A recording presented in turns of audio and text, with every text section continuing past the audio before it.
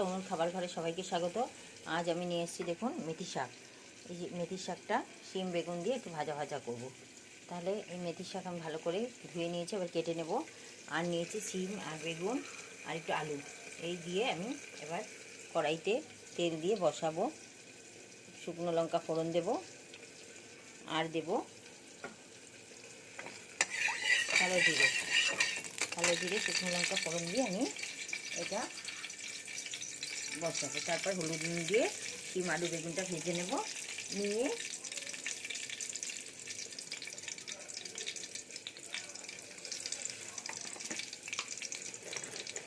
শুকনো লঙ্কা দিয়ে দিচ্ছি।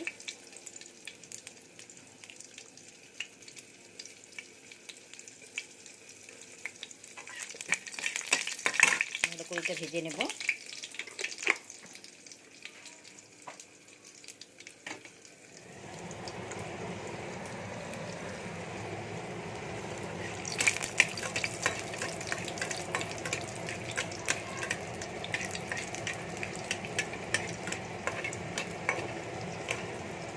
শুকনো লঙ্কা ভেজেও রেখে দেবো, কারণ কি শাক দিয়ে শুকনো লঙ্কা খেতে ভালোবাসে আমাদের ঘরে, এই জন্য গোটা শুকনো লঙ্কাও দিয়েছি, ভেজে নেব। আর এটা ফাটিয়ে দেবো শাকের জন্য। আর এটা ভেজে আমি তুলে রাখবো।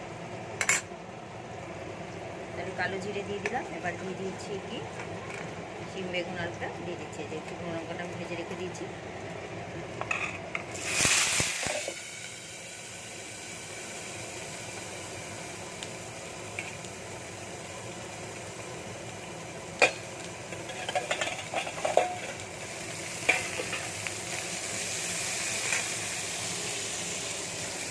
এর মধ্যে একটু নুন দিয়ে দিলাম,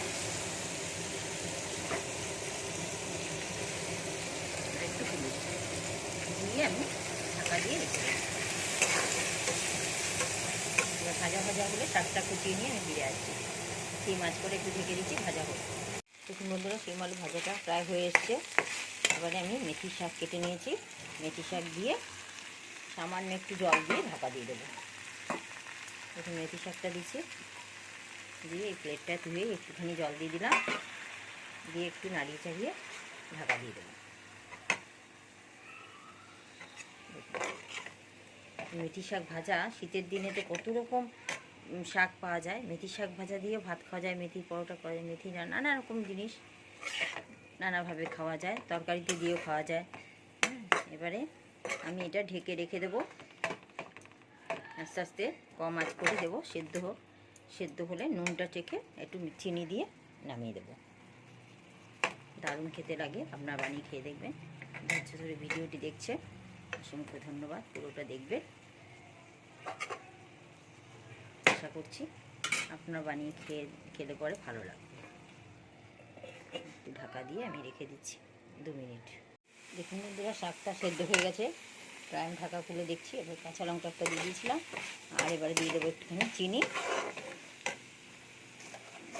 নুনটা ঠিকই আছে দেখছি, একটু চিনি দিলে মিষ্টি নুন ব্যালেন্সটা ঠিক হবে।